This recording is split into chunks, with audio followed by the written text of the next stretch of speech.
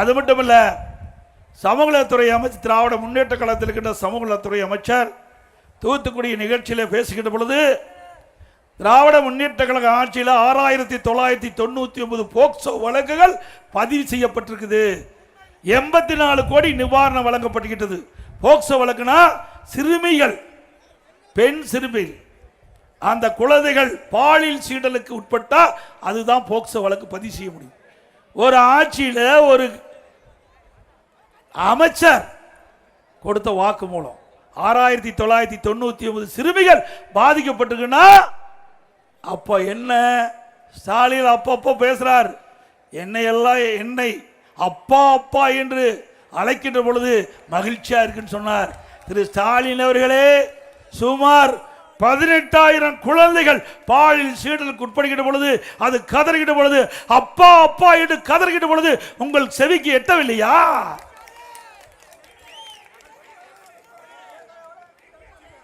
ஆக உங்களுடைய ஆட்சி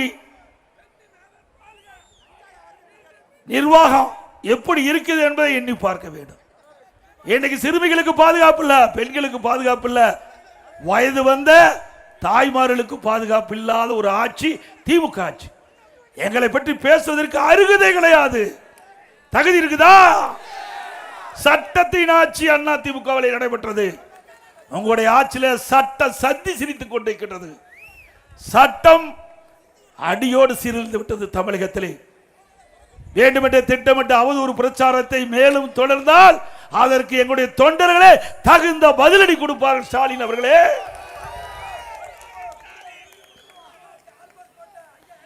இன்றைக்கு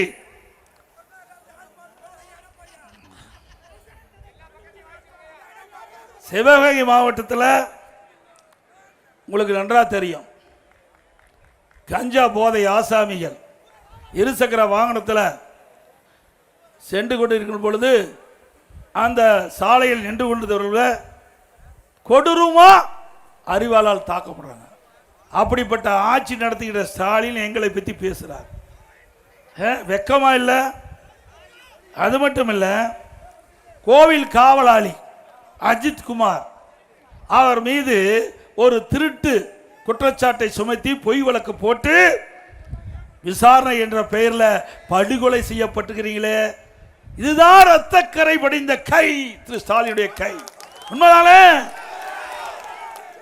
ஒரு மாதத்திற்கு முன்பு மானாமதியில் லாக்அப் டெத்து, இன்றைக்கு காவலால் தாக்கப்பட்டு உயிரிழந்திருக்கிறாங்களே, இதுதான் ரத்தக்கரை படிந்த கை. ஸ்டாலின் அவர்களே, உங்களுடைய ஆட்சியா நடக்குது, ஆட்சி நடக்குது. அந்த ஆட்சியில முறையா நடக்குதா?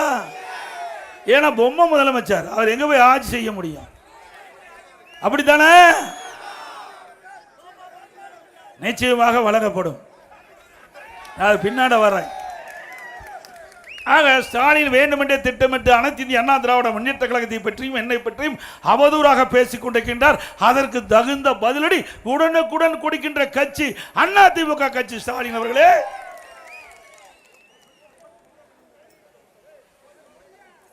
அது மட்டுமல்ல, இன்றைய தினம் திராவிட முன்னேற்ற கழகம் ஆட்சி வந்த பிறகு சட்ட ஒழுங்கு இவ்வளவு மோசமான போவதுக்கு காரணம், நிரந்தர சட்ட ஒழுங்கு நிரந்தர டிஜிபி கூட நியமிக்க முடியல.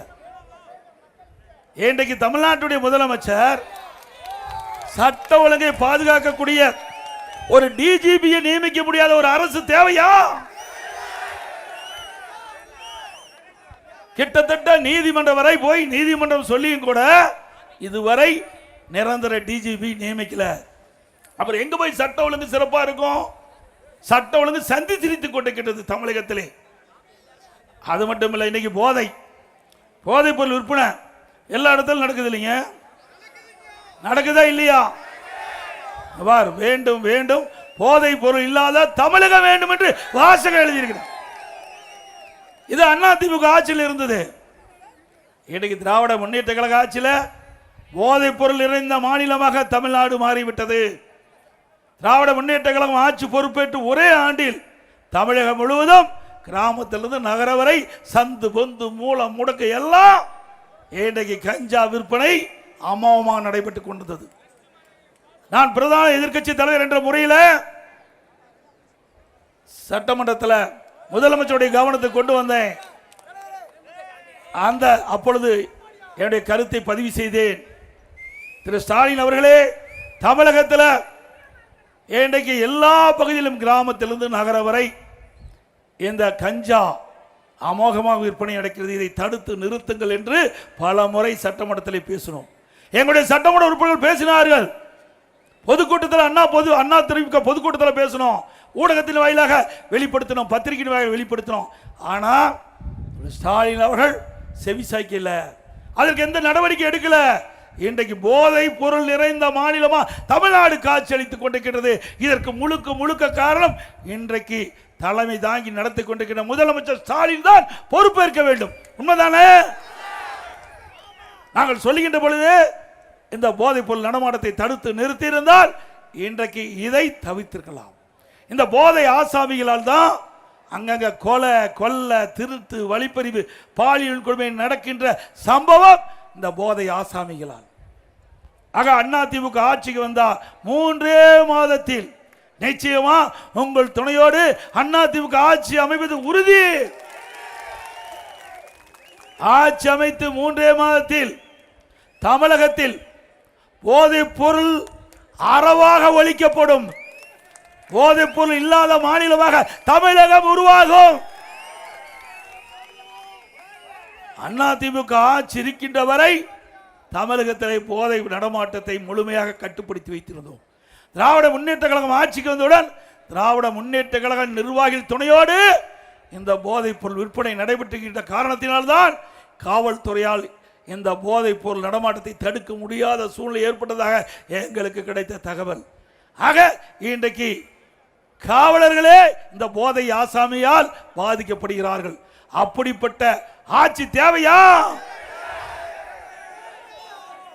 அதோடு இன்றைக்கு நம்முடைய படித்த இளைஞர்கள் வேலைவாய்ப்பு பெருக வேண்டும். அதற்காக இதயம் புரட்சி தலைவி அம்மா இருக்கின்ற காலகட்டத்திலே தொழில் முதலீட்டு மாநாடு சென்னையில் நடத்தினாங்க. முதல் கட்டமாக 2,42,000 கோடி தொழில் முதலீடு ஈர்க்கப்பட்டது. 74 புரிந்துணர்வு ஒப்பந்தங்கள் போடப்பட்டன. அதெல்லாம் இன்றைக்கு பயன்பாட்டுக்கு வந்து இன்றைக்கு உற்பத்தியை பெருக்கிவிட்டது.